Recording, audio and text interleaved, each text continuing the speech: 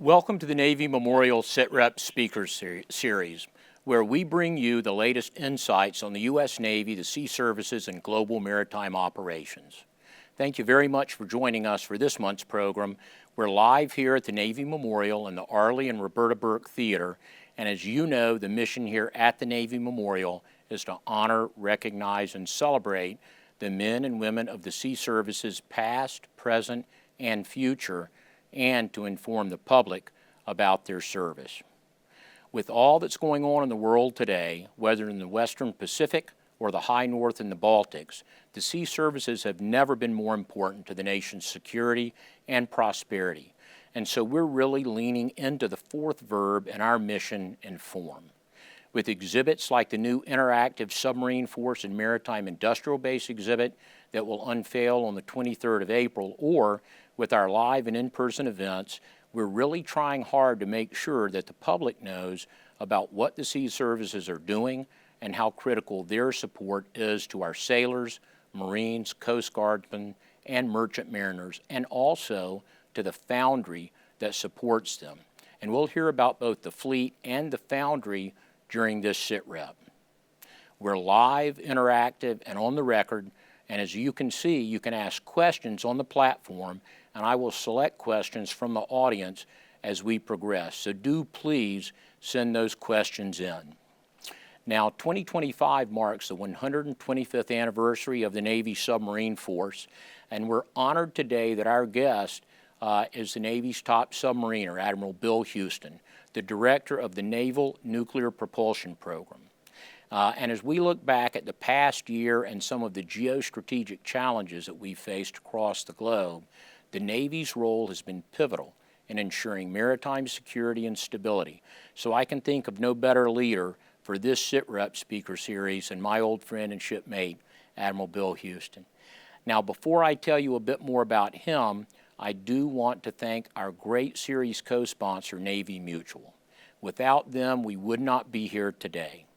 Navy Mutual provides affordable insurance and annuities to those who serve or have served our nation, and we could not accomplish what we do here at the Navy Memorial without their support. But now let me tell you a little bit more about our guest today. As I mentioned, Admiral Houston, a valued old shipmate, is the director of the Naval Nuclear Propulsion Program. He's a native of New York State and studied at Notre Dame and William and Mary. He oversees the entire life cycle of the Navy's nuclear propulsion program, from research and development to operation, maintenance, and ultimately disposal, ensuring safe and reliable operation of nuclear-powered ships and facilities. During past assignments, he served as the Deputy Director for Strategic Targeting and Nuclear Mission Planning at the Strategic Command. He was the Director of Operations, the Commander of the U.S. Sixth Fleet, and the Commander of Submarine Group 8 in Naples, Italy, and served as N-97 the Director of Undersea Warfare, as well as being the sub-boss, the Chief, or the Commander of the Naval Submarine Force and the Commander of Submarine Forces, U.S. Atlantic Fleet, and he also was the Commander of the Allied Submarine Command. So, Admiral Houston, thanks for being here with us today, sir. Yeah, John, just thanks. It's a great honor to be here at the Navy Memorial. I just want to thank you and your team for all you do telling the Navy's story here. It means a tremendous amount to us. And if you take a look at my history and what you went over, so as a director of naval reactors, I'm the 8th director in its more than 75-year history. I have complete, as you talked about, cradle to grave is what we refer to it as, responsibility for the Navy's nuclear propulsion program. It started with Admiral Rickover in 1948, and in 1955 we were underway on USS Nautilus, SSN 571. And if you take a look at getting underway on Nautilus, that was 15 years before we put a man on the moon. It was our answer to Sputnik at that time. Within 3 years, we were under the North Pole with Nautilus, and we had the first aircraft carrier Enterprise, which you're very familiar with, underway steaming. We've steamed more than 175,000 million miles there. It's an incredible amount of distance we've actually steamed there. As the submarine force commander, in my previous assignment, nuclear propulsion is absolutely critical. As you mentioned, we're celebrating the 125th year since USS Howland SS-1 was our first submarine. And really, when you take a look at the history, which this Navy Memorial is so focused on, in World War II, the submarine force, U.S. submarine force, really earned what we would call its spurs. It was 2% of the Navy, and it sank more than 50% of all Japanese shipping. We had 7 Medal of Honor winners in World War II. It was a conflict where after Pearl Harbor, within 8 days, we were sinking Japanese shipping. So we were forward, and as Admiral Nimitz talked about it at the end of World War II, we held the line while we were rebuilding our fleet. So the submarine force and nuclear propulsion program are inextricably linked. Right now, we're operating SSBNs, that's our strategic deterrent. They're carrying 70% of our strategic deterrent. If you look at it, our triad of ICBMs, submarines, and nuclear-capable bombers, it is an incredible amount of firepower those SSBNs carry. It is the most powerful warship ever carried, ever designed. In less than 1 hour, they can deliver more firepower than was delivered in all of World War II. Our aircraft carriers are always on demand. Whenever an issue arises through the world, the President asks, where are the carriers? And they're on station. And our fast attack submarines, I refer to them as an apex predator. They have no match at all in the ocean. They are always on scene and unseen anytime and anywhere. From the Arctic all the way to the South Pole is where we will operate if needed. Yes, sir.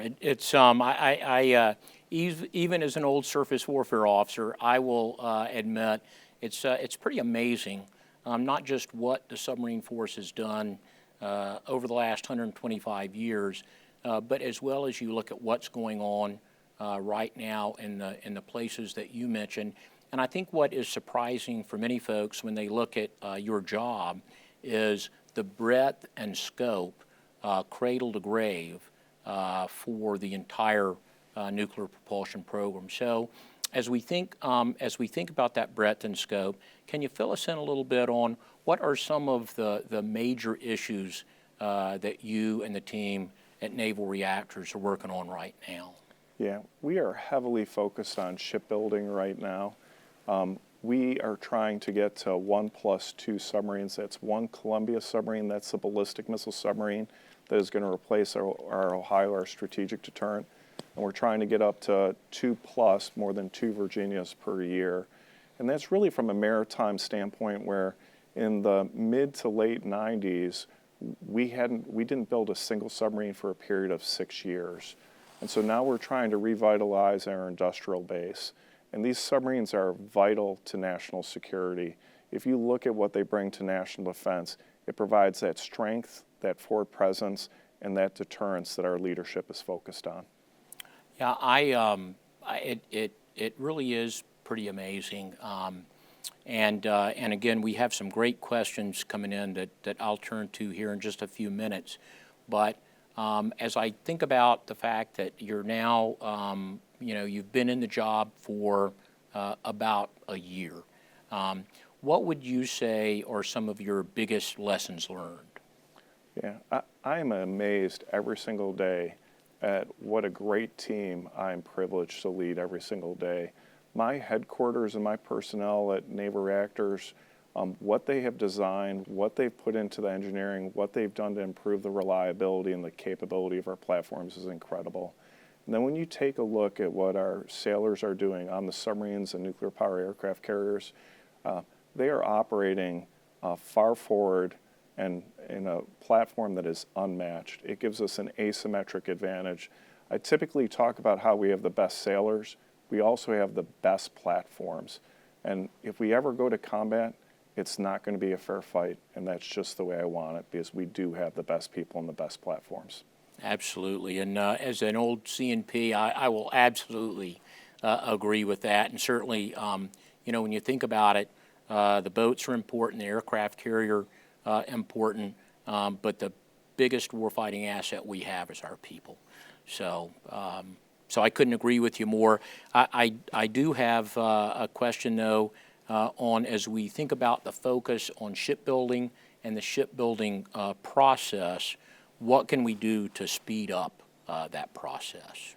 Yeah, we are looking to technology and investment. As I talked about previously, is we'd gone to low rate production, and in some cases we hadn't produced a submarine for 6 years. And in 2004, we produced our first Virginia-class submarine.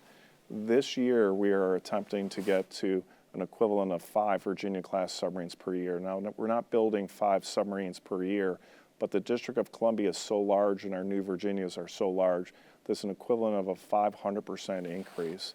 At the same time, we're trying to leverage technology. I'll give you some examples. We now have automated robots to do inspections for us in tanks. That goes ahead and takes tank inspections from 300 days in a critical path in a shipyard down to 30 days. For some of our radiation measurements we take, instead of like establishing platforms and putting our radiation detection devices on them, we'll actually put a drone through and we'll fly the drone and actually take measurements real time and actually get that feedback real time. So anything we can do, additive manufacturing, we are making large reactor plant valves right now additively. And so that improves the quality, reduces the machining, and gives us an advantage with time. So everything we can do, and we're getting heavy investments and heavy support from all branches of government right now. No, that's, I think that's very impressive, sir. And so I guess, can you tell us then, as you look at the submarine construction, where are we right now? You mentioned kind of the goals. How are we doing at getting after that? Yeah, we're getting better, but at the same time, we're increasing demand. So last year, we were attempting just to go to 2 Virginia class and a portion of a Columbia class. We're about to start serial construction, which means we're going to start building 1 Columbia class submarine every single year. So as we're getting better, the demand is increasing, and we're trying to keep pace with that demand. In 2032, we will be at our pinnacle of building right now, but we are right now building more submarines in terms of tonnage than we did at the height of the Cold War. And that mountain of submarines we need to construct is only going up. Gotcha. So one of the questions from the audience from Alan Siegel has to do with the shipbuilding piece, and you know, the White House Shipbuilding Office just stood up. I know that's fairly nascent, and they're mainly concentrating on the commercial side, but certainly that will bleed over. But as you look at that, as you look at the Maritime Industrial Base Program Office, can you talk a little bit about some of the organizations that you're teaming with to get after this? Yeah, and I will reiterate, in this place it's obvious, but we are a maritime nation. We have to have that industrial base. Right now we've relied heavily on our defense sector. We need that commercial sector to come back to life and actually help us on the capacity that we get. But what we're trying to do is we're trying to improve skills. We have national academies now to improve skills for workforce, and then the technology we're doing to improve the speed at which we build, and then just to go ahead and then the retention of that workforce after we train them. It's a significant issue. We are hiring over 140,000 people in the defense shipbuilding alone, and now we have to retain all those, because not only are we ramping up, and we call it a greening of the workforce, we need to retain that workforce such that they have that experience to continue to build. What do you think, so as you look at the retention piece, what do you think the largest factors are there? A big part of it is shipbuilding is tough. It's hard work. I typically say being a submariner is tough. Being a submarine shipbuilder is even tougher. It's tough getting into those cramped spaces, doing some of those welds. The quality is unmatched. And so if you take a look at how difficult it is, and then the wage differential, we need to work on that wage differential. In the 80s, the wage differential versus what minimum wage was significant. That delta has shrunk, and we're working on that with great support from Congress and from the department itself to increase that delta back to what we think it should be. How do you think, so I had a question from Master Chief Flora, And so his question is, what is the biggest challenge currently? Is it maintaining an adequate base of suppliers to support the Naval Nuclear Power Program, finding the qualified individuals that meet the academic and the values such as integrity, or having enough qualified shipyard personnel to support both the new construction and the maintenance? And I suspect the answer is yes, but what would your thoughts be there, sir? Yeah, I would say on retaining and attracting the best people to be our sailors, we are actually doing very well. Last year we would have fallen short on our session goals, but this year we've exceeded them. Our typical number, as you remember, we bring in about 33,000. Last year we brought in 40, so we increased more. This year we're on track to bring that number in. We are doing very well for bringing people in, and my retention on sailors right now and our officers, it's very positive. As far as wages in the private sector and the workforce and actually suppliers, it's a yes to both those, as you'd point out. We need to bring those wages up and we need to work on the supply. And we're attacking both of those simultaneously. It's spring training right now with baseball, right? We just finished it, we started the season, and like Ted Williams would say, 3 out of 10 is great. At shipbuilding, you've got to be 100,000 after 100,000. You have to hit every single mark, be perfect with it to deliver a submarine on schedule or complete an avail on schedule. And we are actually completing avails in our public shipyards on schedule. We just finished 2 in Pearl Harbor Shipyard on schedule, and they went very, very well. So well that we actually sent one of the submarines down to Australia as a reward, and they had a great time down there. Wow. Who would not have a great time in Australia? Yeah. But you know, so as you bring up Australia, that leads me to mention AUKUS. We're pretty excited. We're going to be hosting a icebreaker for the AUKUS trilateral here tomorrow night. A lot of that is in the news. Can you talk to us a little bit about what that is? Probably many here are very familiar with it, but some of our viewers and listeners may not be. Yeah, so AUKUS is a partnership with Australia, the United Kingdom, and the U.S. to ensure that Australia has a conventionally armed, nuclear-powered submarine. We have not shared any of this technology other than with the United Kingdom, which we first shared in 1958. We have not shared that technology with any other nation. But Australia is so important for the defense in the Western Pacific that they have requested, and we are supporting them with developing their own nuclear capability to operate a conventionally armed nuclear-capable submarine. And right now we have Australians in our training pipeline. The submarine I mentioned, the USS Hawaii, pulled into Stirling, the base in Fremantle there. It was actually brought into port by a Royal Australian Navy submariner. They actually conned it in. And so I had only been in the job 2 days in the job when I went down to nuclear power school and our prototype command, and we were graduating the first 3 Australian officers. They came in 2nd, 3rd, and 5th in the class. If they would have come in number 1, I would have had to redo the whole class. But it was a tremendous, they've done very well in our pipeline, and we are already very tightly coupled with Australians. They use our same heavyweight torpedo, it's a joint partnership, and we use our same combat system on submarines. I actually qualified for command of a U.S. submarine on an Australian submarine in 2007, so it was a very busy time for me.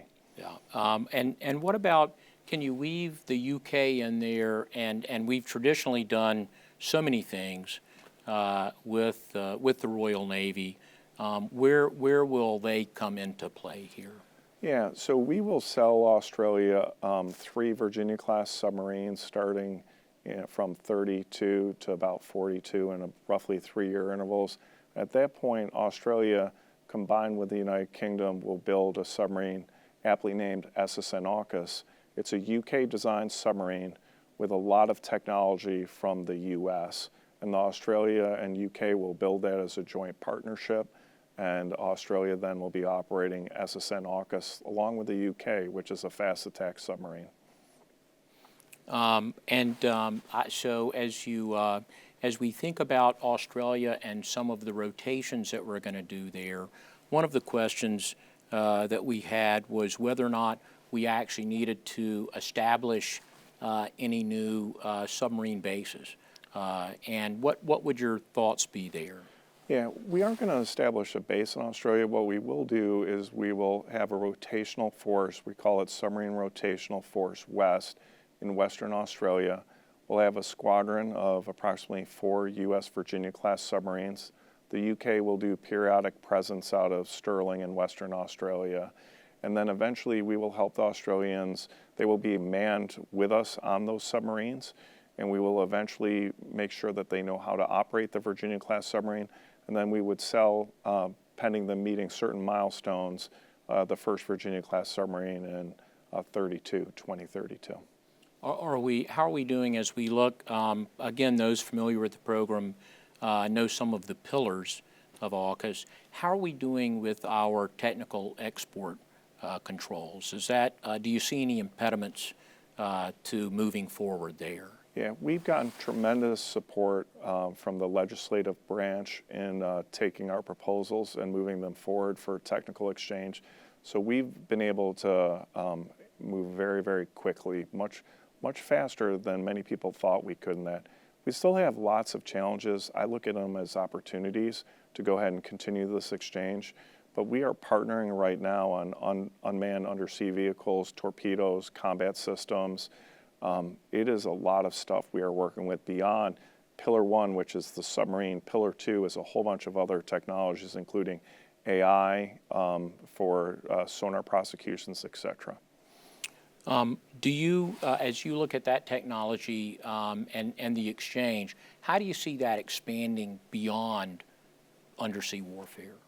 Yeah, it's not just undersea warfare. We're partnering on combat systems, not just submarine combat systems, but you're talking missile systems, you're talking advanced algorithms that are P-8s. We both fly the P-8, which is a tremendous maritime patrol aircraft. We both fly that together, and we're also partnering on cyber, so very, very robust partnership there.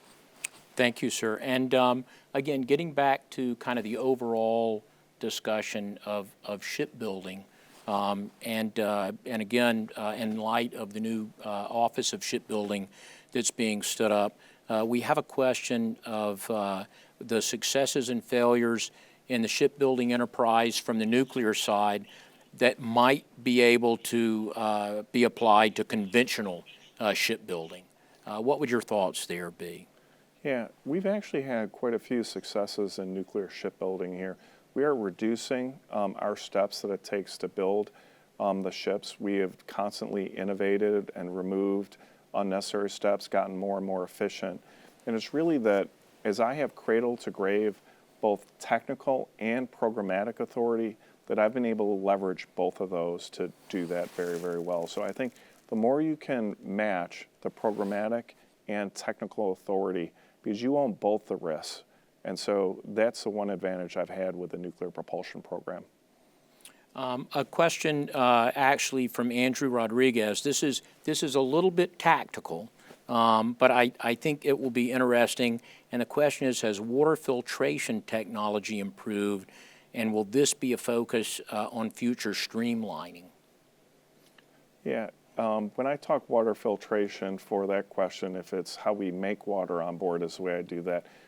We have done a tremendous job. The way we made water with an evaporator to an osmosis unit now, and the efficiencies they've gotten us and the reliability, it's improved tremendously, both on our newest nuclear-powered submarines and also on our aircraft carriers. I would imagine that if you think back to your first boat and what we're rolling off the line there, you've seen that in a number of different areas. Are there any other examples that you'd provide where we've both achieved tremendous saving in space, weight, power, and just the ease of construction and maintenance? Yeah, I think what we look at for the Columbia class, which we learned from Ohio, and how we can do a tremendous amount of maintenance very, very quickly on it, the rigging pass, the components that you need to remove, we have learned a tremendous amount. Like on my first ship, the Los Angeles, to take out a certain pump may take 2 weeks to pull one out and reinstall it. On a Trident and on a Columbia class, you can remove it in a single day and install another one and be underway on the third day. So we have learned, we have innovated, and the systems that we have now, even though I'm nostalgic about the Los Angeles class, which is my primary submarine, they are incredible, the new platforms. No, thank you for that. And let me shift just a little bit, because one of the comments from William Retz was that the discussion centered on construction, but his question is he'd like to hear a little bit more about your assessment of the operational vulnerability of our boats today as you look at new infusions of technology in ASW, which has really gone exponential. I realize that in this forum we're a little bit limited, but what might you be able to address from a macro viewpoint? Yeah, we are very confident with our platforms. I can tell you our allies and our own capability as far as maritime patrol aircraft, helicopters, surface ships, incredible ASW platforms with our allies and partners, and finding a Virginia-class submarine is exceptionally difficult. We could tell you where it's at, and you probably still wouldn't be able to find it. Yeah. Having been one of those folks who's tried to find them before, I can tell you that is very, very hard. So, no, please go ahead. No, it is, and it's what gives submarines their asymmetric advantage. It's that asymmetric advantage of stealth, of you don't know where they're at until we let you know where we're at. And that may be we show where we're at. It may be we never show where we're at. But typically in World War II, the only way you knew a submarine was there was when another ship took a torpedo when the submarine attacked. And the advantage now with nuclear propulsion, it's unmatched endurance and speed. In World War II, our submarines could operate maybe for about 12 hours, maybe 24 hours submerged. We can operate for months on end. And so nuclear propulsion has really given us already an asymmetric platform of the submarine. It's really made it a true submersible. And when you look at the challenges inherent in the Western Pacific, that's an asymmetric advantage that we very much need. So, Admiral Houston, thanks so much for this segment. We are going to take a quick break.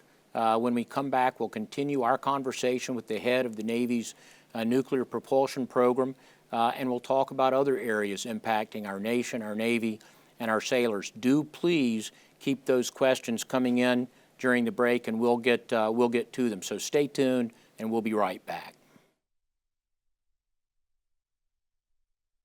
Mutual was created by service members for service members, so we know what it means to serve.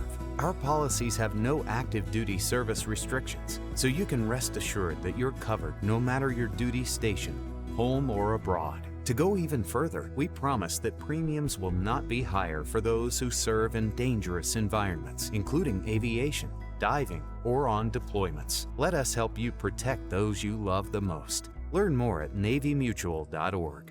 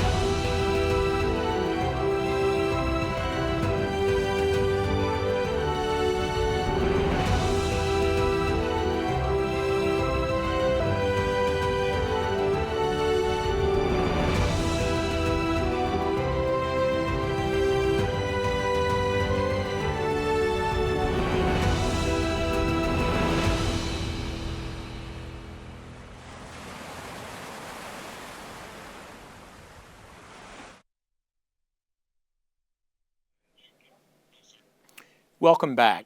We have some great questions coming in on the platform, so please keep those coming, and I will come to them shortly. So, Admiral, we've talked a lot about the importance of our ships and our shipbuilding efforts. And if you had a magic wand, and don't we all inside the Beltway wish we had a magic wand, what would you give yourself or do to make shipbuilding more successful? I would, like, if I could create a time machine and go back to the 90s, I would have told them, keep building submarines, don't go to low rate production, you're gonna need them. Because what happened to our industrial base is we allowed it to atrophy. We went from 12,000 suppliers down to 5,000, and we are rebuilding that now. It's a national endeavor.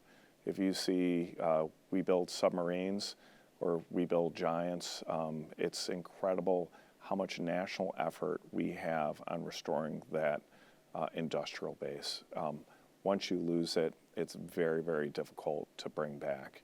And going from that low rate production, where we're building one Virginia in 2004, to an equivalent of 5 times that 20 years later is pretty incredible. As you look at really those numbers, which is pretty staggering, what are your thoughts? We tend to think of second and third tier vendors, for the parts being close to where we build the submarines. Is that something that we need to stick to, or is that something that we're looking at, kind of shifting that discussion to give ourselves more capacity? We are building parts all over the country. We're building them in the middle of Indiana. We're building them in Utah. We don't build submarines other than on the East Coast, but we're building parts for them on the West Coast right now. So we have need to not only make the parts, but to make the large modules. And we are moving out with what we call a focus factory to actually build large components that will actually fit into the modules the way we build the submarines. And it's across the country. So it's not just one location. Yeah. So you also earlier mentioned how the industrial base, in addition to that, how they're adapting to keep up with the rapidly advancing manufacturing techniques and the demand signal. Can you talk to that just a little bit more? Yeah, I'll give you an example is automatic welding. We have machines now that can do a more precise, better quality weld than an actual person can do. And so we are leveraging that. There's still a human in the loop that's supervising the machine, but we will do a weld that would take several weeks, and we'll do that in an 8-hour period. Another thing that we do is for inspections. We will do inspections with robotics as we're manufacturing components. And in some cases, it takes 3 weeks to do the inspections by person. We can do them in about 8 hours, again, just with these automatic. And the quality is there, but it requires a higher skilled workforce to operate these machines, and we're giving them that training. These are high-tech jobs. We don't call them blue collar. We don't call them white collar. We call them new collar, because it's really a combination of the two. So as we look at incorporating some of that into the supply chain, one of the questions from Denny Bear was, what's the approximate construction time and cost of a submarine these days? He brings up the USS Wisconsin. What do you use as sort of a rule of thumb there? Yeah, so in Wisconsin, we're shooting for 80 months right now for construction timeline on that. We're actually on that schedule right now for construction on that. And the cost of Columbia, depending on which year's dollars you're in, it's between $8.5 and $9 billion. Wow.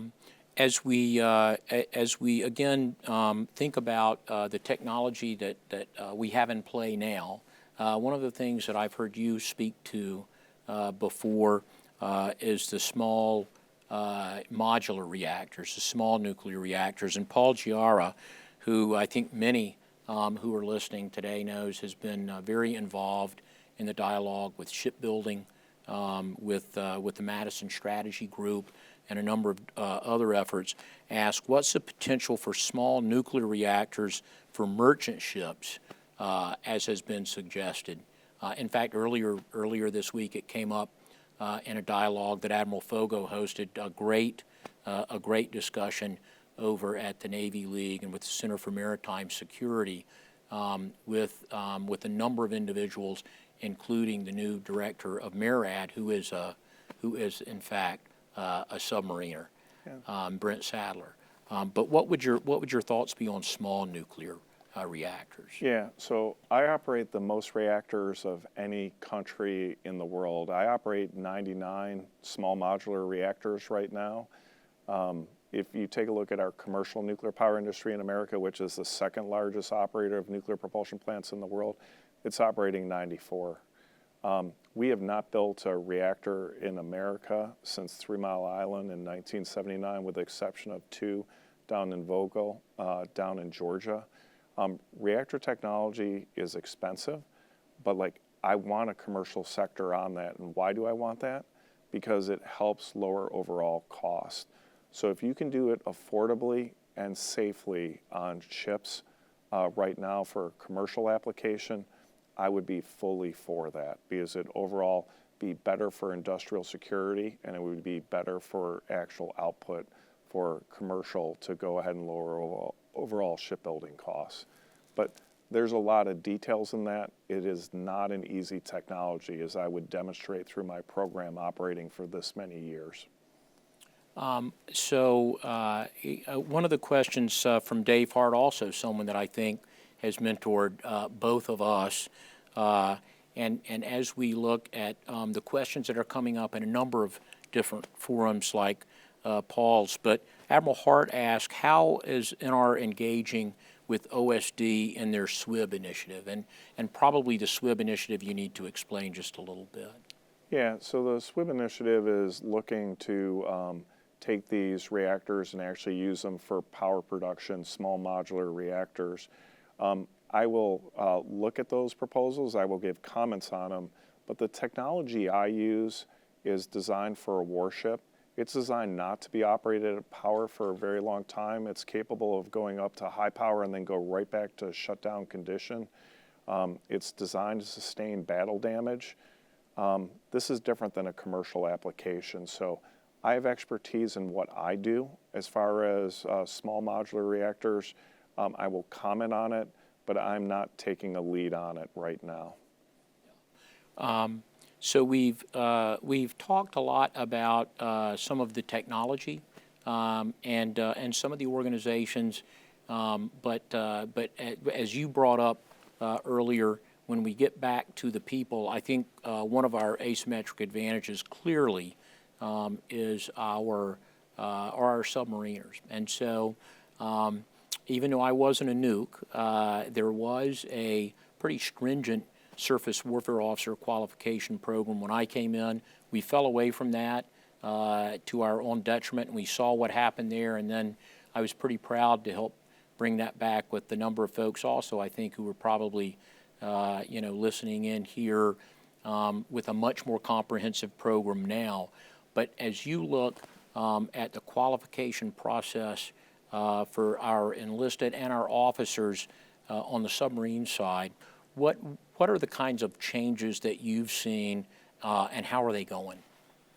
Yeah, so when I came in, there were certain qual cards that nowadays we've created that didn't exist when I first came in.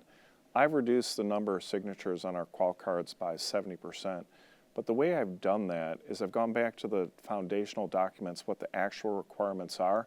I've enforced those actual requirements. Over the years, we've become bloated with the qual cards, and so I've tried to be exceptionally efficient with reducing that down. That's given sailors more time actually qualified standing watch, which we think you learn the most. I started that with all the nuclear qual cards when I was a submarine force commander. On the submarine side, we've done that on the carrier side now. And then the TICOM's Admiral Goucher has gone ahead for submarine forces and gone ahead and looked at every other requirement outside nuclear and gone ahead and reduced those a lot. And what it requires you to do is hold people accountable for mistakes when they make them and not necessarily create a whole bunch of admin that doesn't add value and it's not founded on the actual requirements. Sir, thanks very much. And again, on the personnel side, a question from Donald Gaines on thoughts on allowing other sailors to cross-rate into the nuclear ratings or for sea returnees to strike nuke. I'm all for it. We're starting to do that on the surface side now. We'll take conventional mechanics and allow them to qualify nuclear, and we actually will take some of those into the program.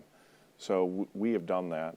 For officers officers who've tried to go to a certain community and they want to move to submarines, we will take them immediately as long as they meet our standards.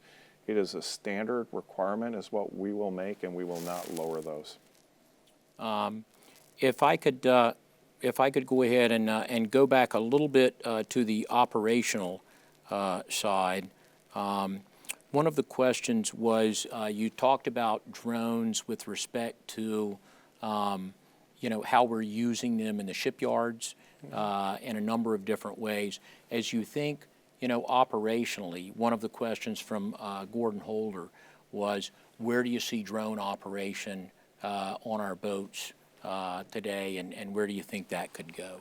Yeah, for a submarine, what we refer to as an unmanned undersea vehicle, UUV, we will use those from submarines. We use them from surface ships.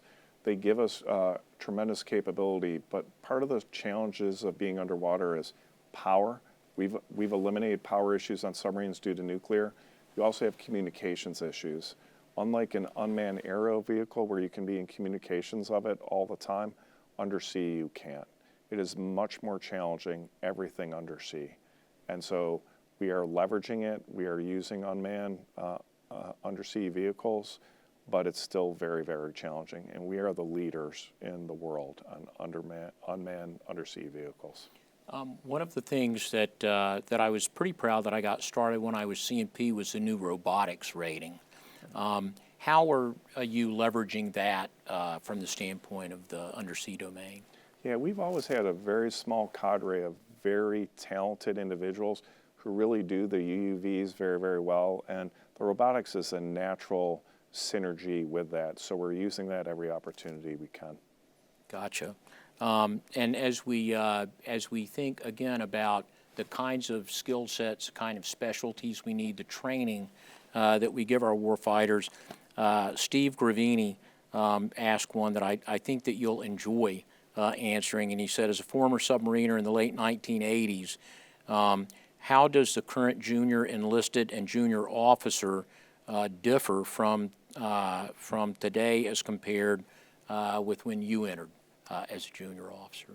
Yeah, I think they're incredibly smart. I think that what they know and the experiences they've had are more than what I had. I look at my daughter who got into college. I couldn't get into the college with the resume I had like she could. So they're tremendously talented. They ask why for everything. They want to know why they're doing it. And I think it develops good leadership because it helps you explain it. So I think that the people who are worried about the youth of America, I work with them every single day. I'm not concerned about them at all. And in the submarine force and in the nuclear powered community, we get the best of the best. Yeah. And very, very blessed to have that. And again, we've had a couple of questions back to the retention piece. You're pretty comfortable as you look, and certainly as CNP, that was one of the biggest issues that we faced. And our nuclear trained officers are so good that who does not want to gobble them up out in industry? So for the folks listening, please don't do that. But can you again talk to what are, as you look at the qualification process and getting rid of things that a junior officer might say, this is burdensome and not needed, what are some other areas that you're concentrating on that retention front? Yeah, so for our enlisted, we are doing very well, and our surface nuclear officers, we're doing very well. Our biggest challenge is on our submarine officer side right now, and you're right, they're immensely talented. They can get gobbled up in a heartbeat, but what we're trying to do is we're trying to treat it as transformational opportunity. Once you're a submariner, you're always a submariner. So if you want to serve, we will have a path for you to serve. So we've revamped the entire submarine career path.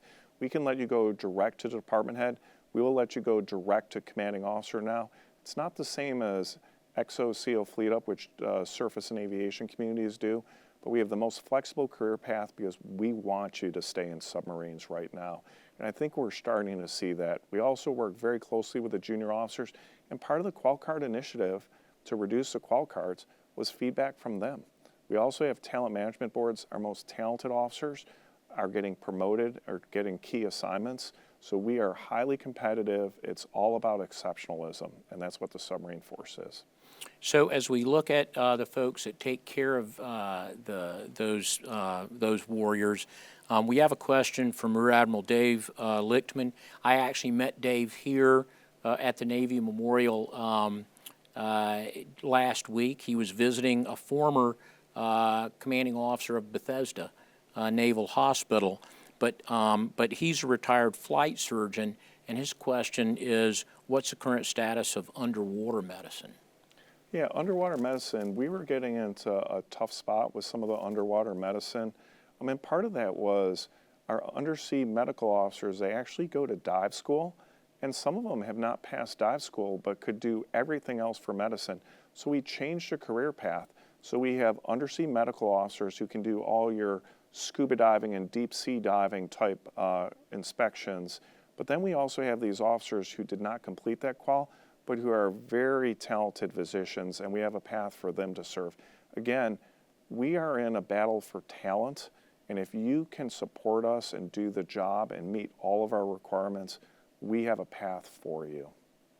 As we look at that talent, another question from Master Chief Flora is, with the advancements in technology that you've talked to and the complexity of our instrumentation and our control systems, are the technicians still trained to troubleshoot and repair down to the component level, which, again, as we look at being out there alone and unafraid, might very well be something that they're asked to do.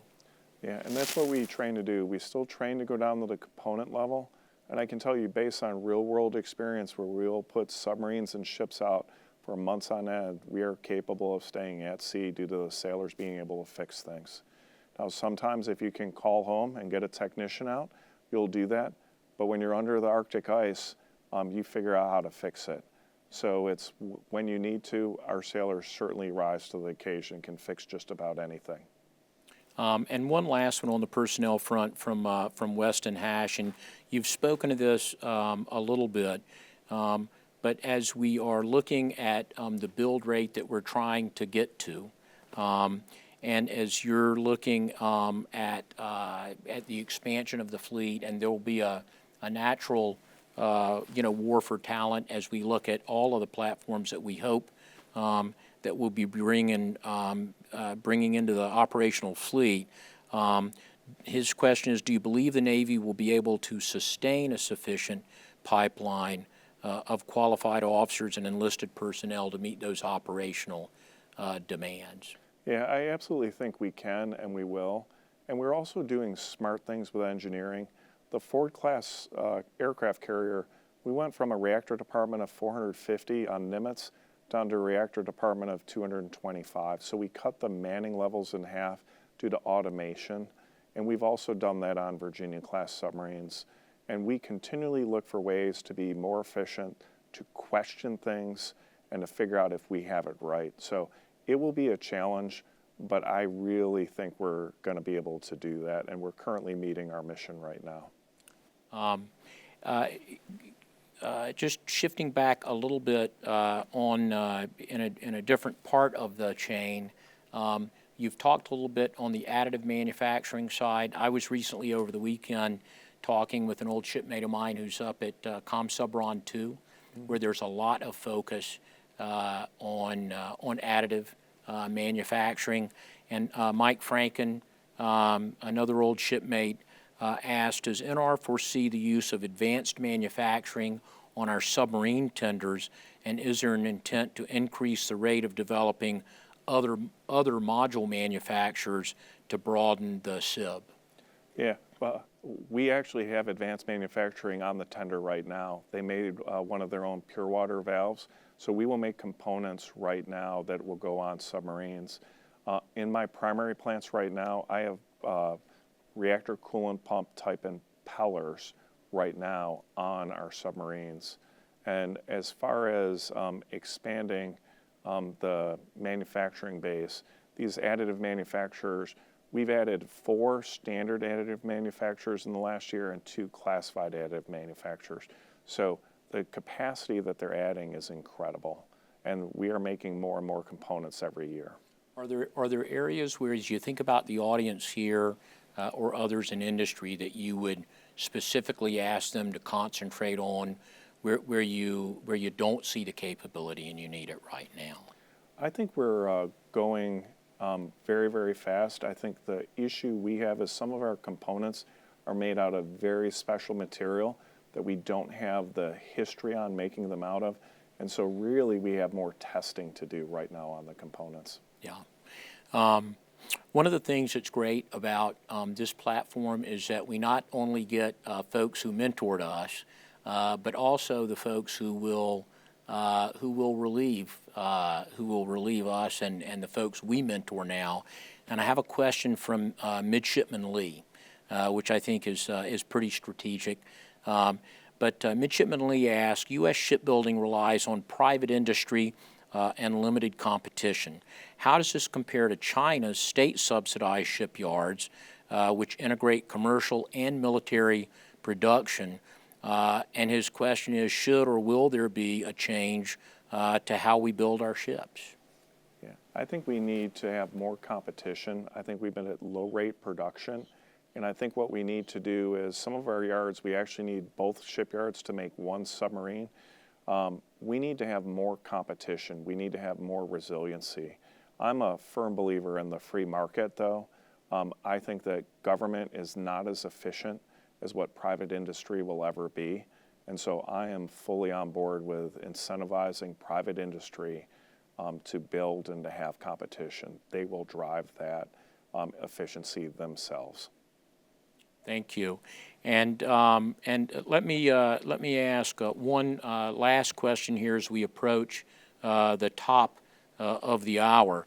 But going back to the additive manufacturing, the question is, as you look at the challenges of applying additive manufacturing, how do you address maintaining standards and suppliers in a domain with such rapid change and development? Yeah, I think we will have a standard, and with me having the technical authority, we will establish it. They will meet it, and so I think they're just going to get more and more efficient. What we need to make sure is our vendors right now who are not additive manufacturers, there's still going to be business for them, and where they can convert to additive manufacturing, we want to help them. And then the maritime industrial base funding, the submarine industrial base funding, that will all help facilitate that. We've had vendors in the nuclear propulsion community who've been with us since 1948. They are national treasures. We want to keep them on board, but as we add additive manufacturing, we need to bring them along with us and help them develop that capability also. And we have enough work right now that we can help everybody on this national endeavor to build submarines. Absolutely. Well, again, for the audience, thanks for those questions. Admiral Houston, we promised that we would wrap it up at about 1 hour. We've talked about a number of different things. Is there anything that we haven't addressed and that you'd like to add as we get ready to close out here, sir? I'd just like to thank everybody for the support. We have the best submarines, and we also have the best submariners. I'm going to go back to my aviation, Top Gun Maverick. It's not the plane, it's the pilot. Well, in the case of submarine force, it's the submariner and the submarines, and we're blessed to have that. We are on a national endeavor to go ahead and build as many submarines as we can, and we have to do that. It's going to take some time to get to there because we are still advancing, we're still building more and more. And so to think you're going to turn around after really a decade of neglect to immediately get back, we have a lot of very positives, but we have to do better, and we will do better. I think as you look at both the fleet and the foundry, getting that talent in place, whether they're at Newport News or Electric Boat or conventionally with Fincantieri or others, I'm sure I've left out someone that will be offended here, or on our subs, on our aircraft carriers, and all the other ships. That American talent is going to be so critical. So Admiral Houston, thanks for being here for this SITREP. More importantly, thank you for what you've done during a lifetime of service, you and your family, but having you in place at such a critical time, and most folks may not realize that it's a statutory mandate that you're in that job for 8 years. And that's really critical to get the kind of continuity with your kind of talent. But thank you for doing it, because there's no easy day in your world. So we thank you for a great situation report. And we also thank everyone who tuned in here. I would like to say we're coming up on our busy season at the Navy Memorial, and we'd love for all of you to join us in person and online at our other events this summer. I'd mention on April 12th, we'll have our annual Blessing of the Fleet ceremony. We'll have that with Vice Admiral Jeff Jablon, a former COMSUBPAC and another great submariner. I mentioned that we'll unveil our new interactive Submarine Force and Maritime Industrial Base exhibit on the 23rd of April, and then on May 26th and June 4th, we'll have our Memorial Day and Battle of Midway wreath-laying ceremonies.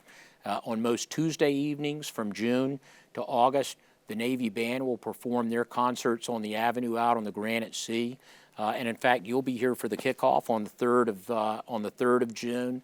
And then on select Thursdays from May to June, we'll have our movies on the Memorial, just plain fun out on the Granite Sea. So great events for the whole family.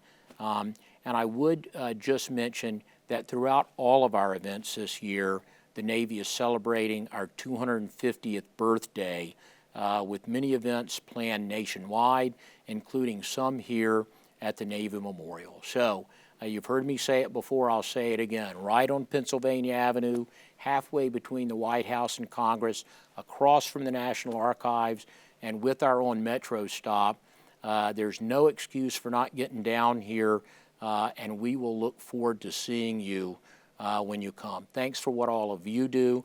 Thanks for tuning in, and we look forward to seeing you at the Navy Memorial. Admiral Houston, thanks again, sir. Thanks, John.